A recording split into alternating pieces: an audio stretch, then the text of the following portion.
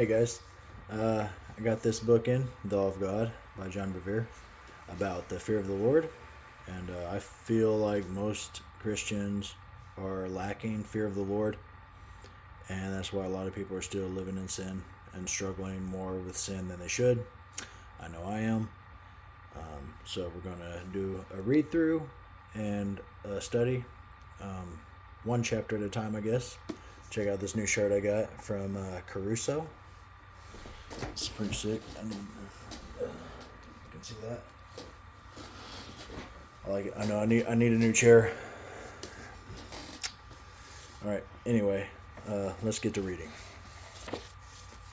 I guess I'll do the intro and chapter 1 today.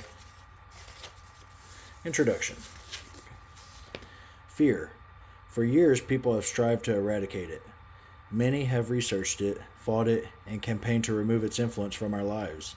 Even the famous quote by President Franklin D. Roosevelt calls attention to it. The only thing we have to fear is fear itself. I know we've all heard that quote before. Voices across all platforms shout that we need to find ways to overcome fear. And we can find hundreds, if not thousands, of self-help books designed to do exactly that. Since the late 1980s, people everywhere have worn clothing with the words "No Fear" printed boldly across it. There's a little secret for you guys. I've got that tattooed on my body. Oh, that was a 18-year-old mistake. Anyway, we seem adamant in our quest to eliminate all fear from our lives. This crusade seems sensible, noble, and prudent, and while on many fronts it is, the truth is not all fear is bad. So why the obsession? I believe it stems from lumping all fears into one big category under the label of harmful. But is this assumption accurate? First, it is important to acknowledge that there are indeed destructive fears, even when they seem sensible.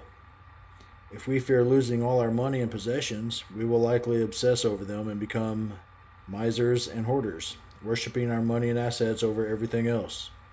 Yeah, that's good, and you wouldn't want to invest money. You'd be afraid to invest that you might lose it, but then, where there's no risk, there's no reward, right? If we fear losing a spouse, we will cling to that person too tightly or be suspicious of their every action. And then you end up pushing them away. Right? Either way, it leads to resentment and eventually damages to the relationship. If we have a deep fear of missing out, FOMO, it might cause us to chase new excitements and new experiences. But it will be at the expense of healthy community, real connection, and the beautiful place that accompanies commitment. Beautiful peace.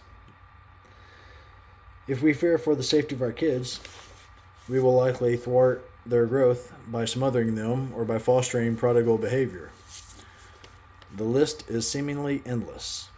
On the other hand, constructive fears produce beneficial wisdom. The fear of falling 2,000 feet off a cliff gives us the wisdom not to step too close to the edge where we might slip. The fear of a grizzly bear's power gives us the wisdom not to threaten the mother bear's cubs. The fear of a third-degree burn gives us the wisdom to put protective mitts on our hands when removing a pan from a hot oven. Okay, yeah. So some fear is really bad and worthless, and some fear is reasonable and good. And yet constructive fear, although beneficial, can also be perverted and diminish our lives. Left unchecked, the fear of falling can keep us from getting on a plane, thus grounding us. But, anybody scared of falling out of a plane? The unrestrained terror of this grizzly bear that can deprive us of a pleasant walk in the woods, or the fear of burning ourselves could keep us from turning on the oven and enjoying a home-cooked meal. The real question we should be asking is, what do we fear most? This is a much better inquiry that focuses on how to annihilate destructive fears or manage constructive ones. It's a wise question, and if properly answered, it puts all our other fears into perspective and enhances our lives, both now and eternally. It illuminates the path to a good and fulfilling life. The Bible has much to say about fear, and the building block is this: the fear of the Lord is the beginning of wisdom. I've read that one before. That's Proverbs 1:7. I only know that because it says it right here. Not just any wisdom, but God's wisdom. That's not a bad place to start. That's right. The fear of the Lord is the beginning of wisdom. So consider this. What is fear? What if fear, rightly aimed, is a virtue? What if the fear of God is a paradoxical path to an authentic relationship with Him? And what if this holy fear is what truly opens us up to the fullness of life that Jesus followers have experienced throughout the centuries? What if this fear eradicates all other fears? The fear of starting your own business, the fear of what your government will do, the fear of what will happen to your children, the fear of hypochondriac suffers from, the fear that causes mental illness or depression, a list that continue endlessly. As we begin our journey, please allow me to take 4 statements of truth. We are humans and we will fear. It's true. The awe and fear of God is way deeper, more beautiful, and more intimate than many dare imagine. The fear of God swallows up all destructive fears. The fear of God is the beginning of everything good. Wow, that's a good one. I definitely like the number 3. The fear of God swallows up all destructive fears. So if you fear the Lord and have much respect and awe for Him and have faith in God, then you don't have anything else to fear. Some folks will rightly remind us that the Bible tells us about 365 times to fear not. Wow, it's one time for each day of the year. And this leads many Christians to conclude that God does not want us to fear. But these verses refer to destructive fear. Additionally, I can point about 200 verses in the Bible that encourage us to fear God. And here's the unfortunate part. In our quest to try to eliminate any fear in our lives, including the virtue of fearing God, this area of our faith has been left unexamined, untried, and without benefit. The fear of the Lord is more glorious, more awe-inspiring, and even more joyous than we could ever imagine. As we continue, I want to show you how rightly directed, specifically the virtue of fearing God above all else, opens up the path to a life beyond what you have ever imagined. And it's only then that we are able to boldly address anything that life may throw at us.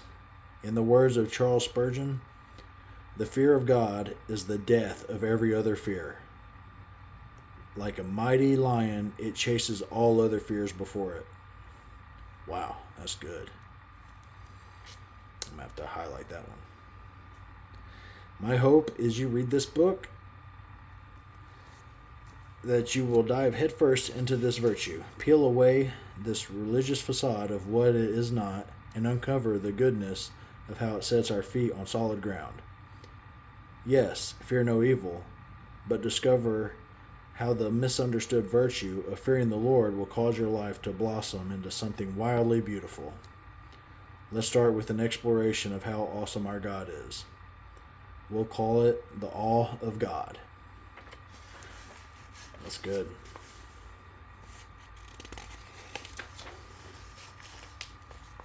And then there's a quote on the side of the page here before chapter 1. Fear of the Lord is His treasure, a choice jewel, given only to those who are greatly beloved. That quote is by John Bunyan. I don't know who that guy is.